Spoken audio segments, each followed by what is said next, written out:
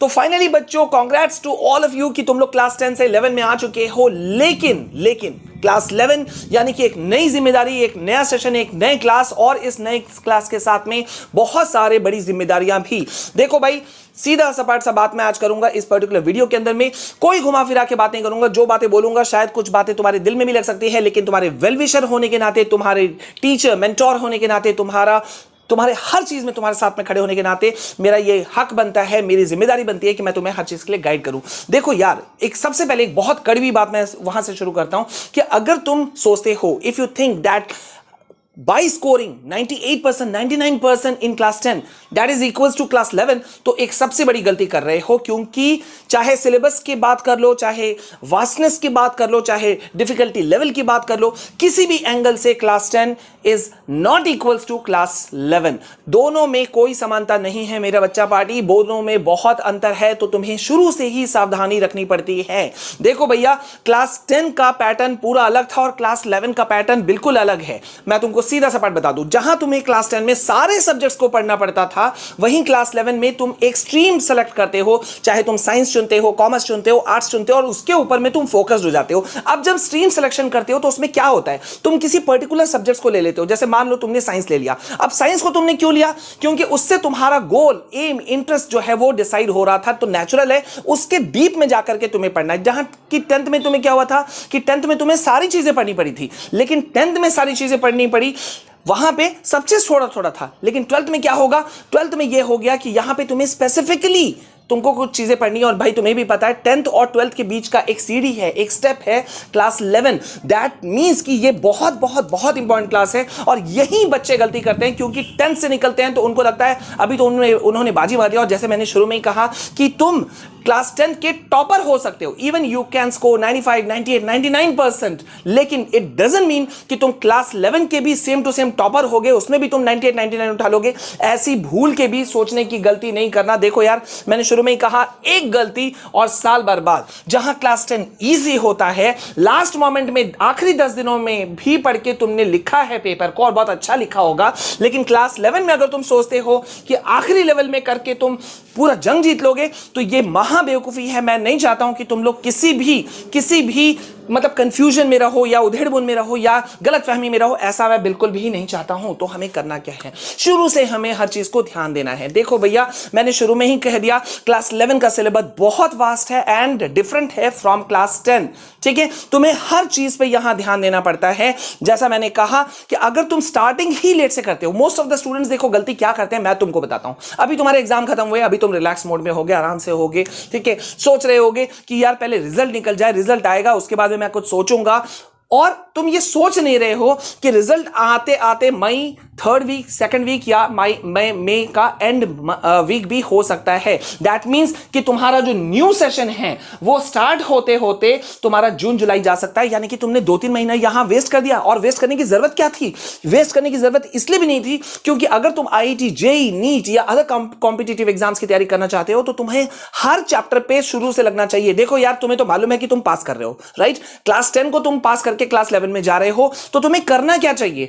तुम्हें पूरा सिलेबस मैंने बता दिया है। NCERT ने अपने जो रिवाइज्ड जो बुक्स हैं, जो चैप्टर्स हैं, वो डाल दिए हैं NCERT की वेबसाइट में। कल मैंने तुम लोगों को एक वीडियो दिया था, let me show you that video. ये देखो, यहां पे मैंने तुमको बता दिया था पूरा का पूरा। यूट्यूब पे सबसे पहले मैंने बताया कि ये दोनों वीडियो क्लास 11, 10, 9, 12 सभी स्टूडेंट्स के लिए हैं, जो रिसेंटली जो चेंजेस 2-1 दिन पहले जो चेंजेस आए उसको लेकर के। तो तुम्हें उन बुक्स को जाकर के, उन चैप्टर्स को जाकर के कम से कम पलटना शुरू करना चाहिए। क्योंकि भैया अगर ऐसा तुम नहीं करते हो, अगर तुम चेन ब्रेक कर देते हो, तो सबसे पहले क्या होगा पता है? अभी तुम क्लास 10 का पढ़ते हुए उठ रहे थे तो एक फ्लो था, स्टडी फ्लो था, एक कंसिस्टेंसी था। वो चेन जो है ना, वो कहीं ना कहीं ब्रेक हो जाएगा। अब तुम बोलोगे सर रेस्ट भी ना लें क्या? अरे मेरे भाई, रेस्ट लो, लेकिन कहते हैं ना, जब सपने बड़े होते हैं ना तो नींद छोटी करनी पड़ती है। बहुत ध्यान से सुनना, मैंने क्या कहा?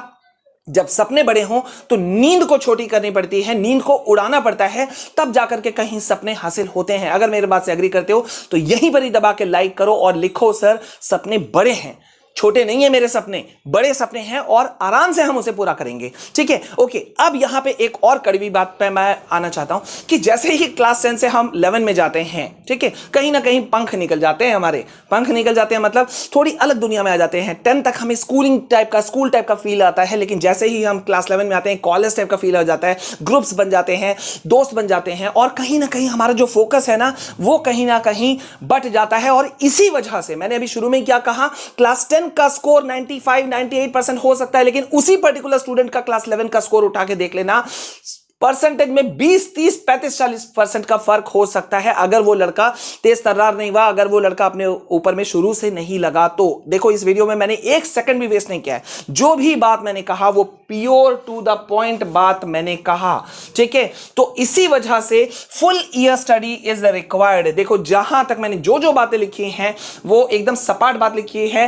क्लास 11 में पूरे साल पढ़ाई की बहुत ज्यादा जरूरत है। जब तुम पूरे साल पढ़ना शुरू करते हो ना, सिलेबस को पहले ही बांट लेते हो कि क्या क्या पढ़ना है, क्या क्या नहीं पढ़ना है। आपकी बात तो वैसे भी एनसीईआरटी ने क्लैरिफाई कर दिया, जो डिलीटेड टॉपिक्स थे, चैप्टर्स थे, उसको पहले से ही पूरा हटा दिया है। मतलब अब जो बुक है वही तुम्हें पढ़ना है। तो बस बुक लेकर के तुम पढ़ना अभी भी तुम शुरू कर सकते हो। बहुत सारे तुम में से बच्चों ने शायद कोचिंग, ऑनलाइन क्लासेस वगैरह तुमने ज्वाइन भी कर लिया होगा। तो तुम्हें करना क्या है, from the very beginning of any subject जो भी तुम ले रहे हो उसका कॉन्सेप्ट को तुम कवर करना शुरू करो। कॉन्सेप्ट, क्योंकि इस बार भाई जो तुम्हारा कंसेप्चुअल बेस्ड क्वेश्चंस जो हैं सीबीक्यू वो आने शुरू हो गए हैं, और इस बार भरमार आएगी क्लास 11 में, ये तुम लिख के रख लो। तो तुम्हें उसको कैप्चर करते हुए जाना है। जिस चीज को पढ़ते हो उसको रिवीजन में जाना है। रिवीजन करते वक्त में नेचुरल है बहुत सारे डाउट्स आएंगे, उन डाउट्स को क्लैरिफाई करना है, अगेन प्रैक्टिस करना है, और प्रैक्टिस करके जो तुम्हारा फाइनल स्टडी बनेगा ना, सेल्फ स्टडी, वो तुम्हारा सेल्फ स्टडी नोट्स कहलाएगा, जो कि एंड मोमेंट पे तुम्हारा बहुत बड़ा काम आएगा। देखना तुमको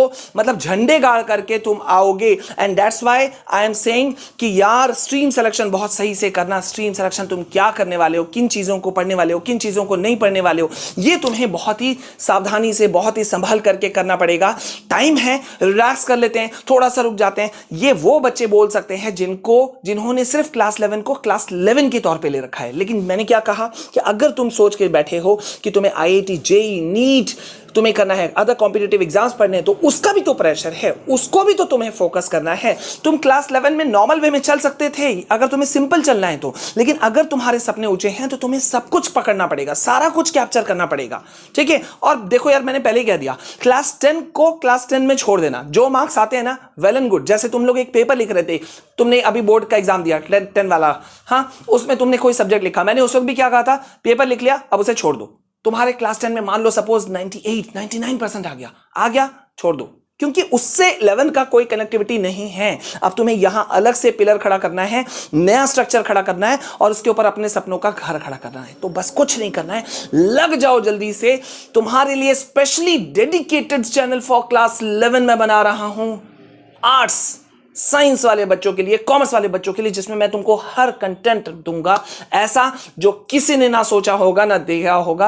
हैशटैग सिर्फ पढ़ाई लिख देना कमेंट सेक्शन में। ठीक है, अगर तुम इससे एग्री करते हो, अगर तुम अपने सपनों के लिए लड़ना चाहते हो, फाइट बैक करना चाहते हो, तो इस बात को ध्यान रखना कि education is inseparable part of our life. Education हमारे जिंदगी का एक बहुत बड़ा हिस्सा है। 12th क्लास अगर एक स्टेप है, फर्स्ट स्टेप है, तो उससे पहले का स्टेप, 0 स्टेप कह सकते हो, क्लास 11 है। सो आई होप कि तुमको क्लैरिफाई हो गया होगा कि भैया तुम्हें किन चीजों पे ध्यान रखना है और कैसे तुम्हें अपने क्लास 11 को झंडे गाड़ने हैं। अब प्लीज यार, अगर तुम मुझसे एग्री करते हो तो प्लीज दबा के लाइक करो। आई रिक्वेस्ट यू ऑल कि प्लीज इस वीडियो को हर एक बच्चे को शेयर करो, जिससे कि हर एक बच्चे को समझ में आ जाए कि वो कितना सीरियस हो सकता है, और तुम और मैं मिलकर के ना एक डिफरेंट एक लेवल को क्रिएट कर सकते हैं। तो उम्मीद है कि तुम इस जो हमने कैंपेन शुरू किया है ना, हैशटैग सिर्फ पढ़ाई, उसमें तुम साथ दोगे। लिख देना, शेयर कर देना, लाइक कर देना। पहली बार हमारे चैनल में आए हो तो do subscribe the channel and do suggest me for a new name for the channel of class 11। ठीक है, मिलते हैं नेक्स्ट वीडियो में, तब तक के लिए जय हिंद, जय भारत।